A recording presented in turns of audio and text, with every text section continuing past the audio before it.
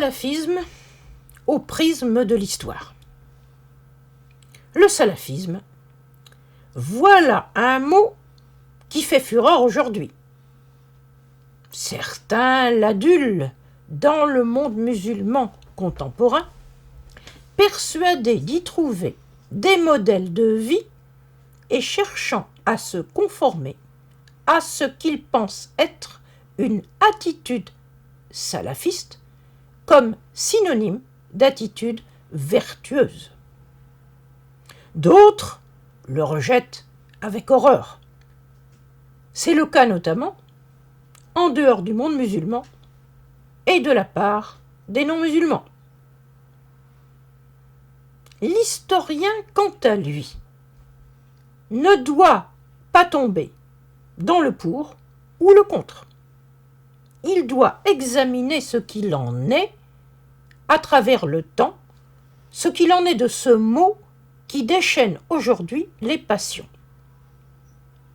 Dans la langue arabe classique, le verbe salafa signifie labourer le sol pour y placer des semences qui germeront ensuite. Dans la langue arabe de l'époque du Coran, le terme salouf désigne le chameau qui arrive le premier au point d'eau. Il précède donc les autres chameaux. Il est en avant par rapport aux autres. Par contre, quand il s'agit de ce qui s'inscrit dans le temps, les formes verbales salafa ou aslafa renvoient à ce qui est en arrière par rapport à un moment futur. Il s'agit donc de ce qui s'est fait auparavant. Dans le Coran, ce sens temporel peut être négatif. Il se dit de ce qui a été fait avant, mais qui ne doit pas être refait, comme dans certains mariages entre proches parents.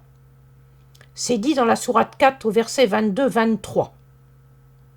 Mais on a aussi le sens positif, comme dans la sourate 69 au verset 24, où il est dit que l'on recueillera au paradis le fruit des actions faites avant, donc durant la vie terrestre.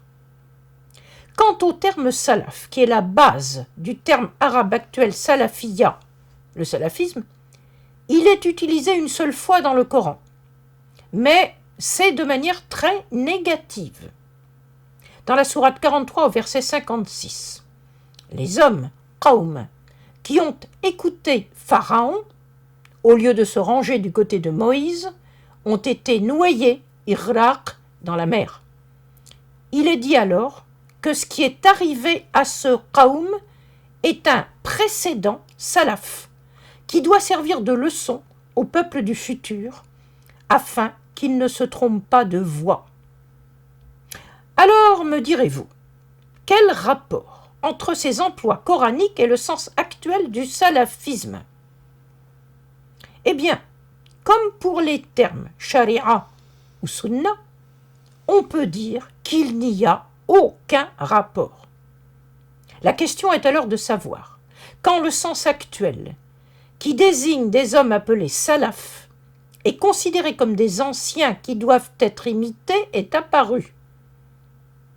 On pense d'abord à la société d'empire du IXe et du Xe siècle. C'est là, en effet, qu'on se réfère à un passé, donc à un avant qui serait un modèle à suivre.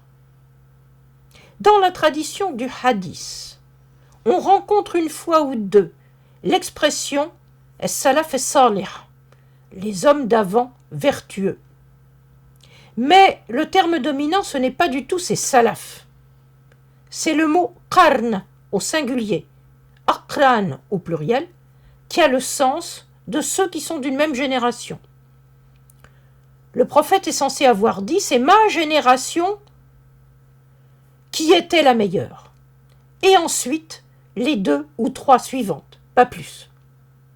On retrouve là ce qui va servir de base à la représentation d'une chaîne de transmetteurs sanad qui remonterait jusqu'au prophète pour authentifier les paroles qu'on lui attribue. Comme l'a dit l'un d'entre vous, on passe alors de l'islam coranique à l'islam du hadith. Cette production textuelle n'est évidemment pas gratuite. Elle répond à un besoin collectif de référence et de légitimité. On est alors dans une nouvelle société multiculturelle, en expansion et très prospère, qui a besoin de se donner des règles collectives. Le mythe de référence au passé qui se produit alors est extrêmement positif. Il permet d'actualiser la croyance en allant de l'avant. Tout à l'inverse, l'invention du salafisme moderne et contemporain cherche à répondre à une situation de crise en se réfugiant mentalement dans le passé et non pas en cherchant à inventer le futur. L'actualisation, cette fois négative, ne permet pas d'affronter le présent, ni d'aller de l'avant, comme le chameau Salouf. À bientôt.